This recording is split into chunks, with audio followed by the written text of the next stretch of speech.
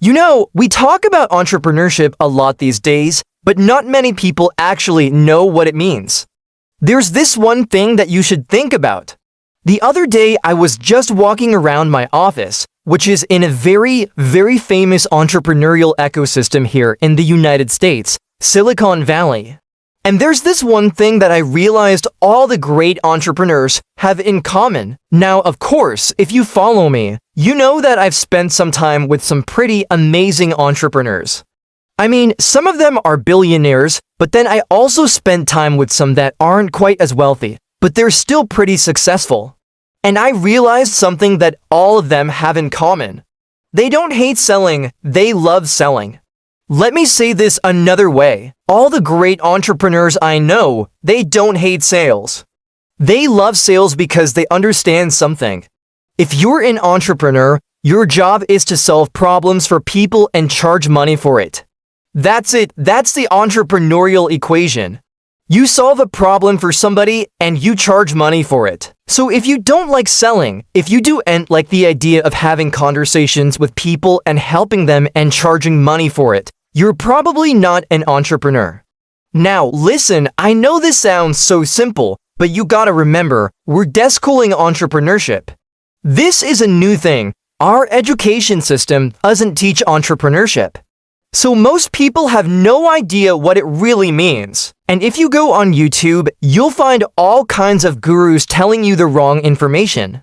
Some will tell you, oh, entrepreneurship is about finding a gap in the market. No, that's wrong. You're trying to solve a problem. Finding a gap in the market is just a byproduct of solving a problem. Other people will tell you that entrepreneurship is about innovation. No. Listen, innovation is great. It gets you press releases and media hits. It makes you look cool. But at the end of the day, you want your business to be sustainable. And sustainability comes from solving problems. Not every entrepreneur is an innovator. A lot of great businesses out there are simply taking existing products or services and doing them better. They're not necessarily more innovative, they're just better. So when you think about entrepreneurship, think about solving a problem and charging money for it. Let me give you a couple examples. One of the biggest problems that entrepreneurs have is raising capital. So I'm sure you've heard of Y Combinator. Y Combinator has invested in over 2,000 startups. And you might be wondering, okay, well, how much money do these startups raise? On average, each startup raises $4 million. Well, who's the founder and CEO of Y Combinator? Paul Graham. Now, he's not just the founder and CEO, he's also a partner at Andreessen Horowitz, where he focuses on early-stage investments. He's also written several books, essays on his blog, which by the way gets over 10 million visitors per year. And he's also a public speaker. So what does Paul Graham do?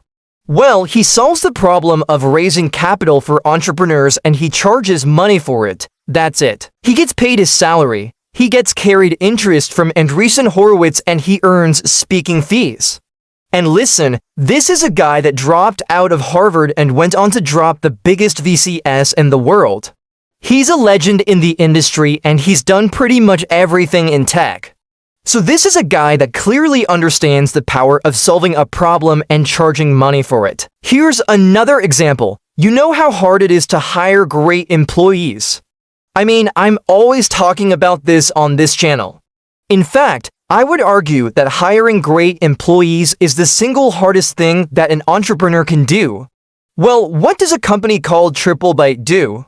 They help entrepreneurs and startup CEOs hire great engineers. So how do they make money? Well, they charge a fee. They take a cut of the salary for the first 3 months.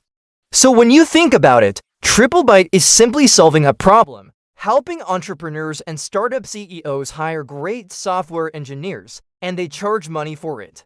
When you think about entrepreneurship that way, it makes the whole thing a lot simpler, right? Because now it's just about identifying a problem, solving the problem, and charging money for it. So ask yourself, do you like having conversations with people? Do you like helping them and are you able to charge money for it? And if the answer is yes, then you might be an entrepreneur.